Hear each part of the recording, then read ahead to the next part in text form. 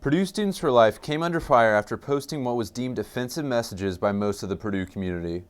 The group posted flyers around campus in early February along with messages written in chalk around the Black Cultural Center. These messages use language such as "Black children are an endangered race," "Hands up, don't abort," and "Womb, most dangerous place for black kids," completing the latter with "Black Lives Matter," a message some feel was misinterpreted.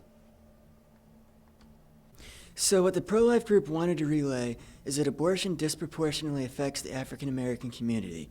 There are some places, such as New York City, where more black babies are aborted than born alive.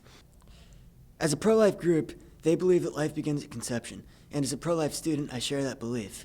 And so, from the belief that life begins at conception, we feel that it is a very bad thing that abortion is affecting the African American community this much. While Purdue Students for Life stated they had no ill intent, some did not accept their actions.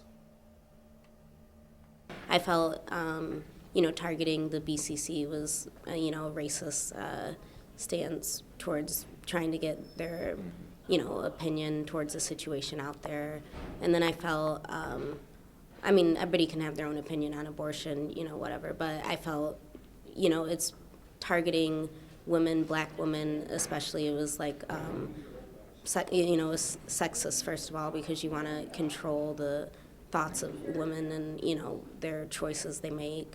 And then it was racist because, targeting the BCC. And then using the Black Lives Matter slogans, twisting it, pretty much trying to shame black women out of the stances they made was, not right, and I was pretty disgusted.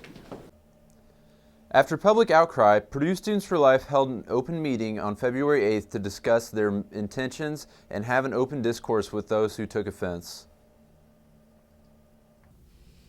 The purpose of the open meeting was to gain understanding between the two groups.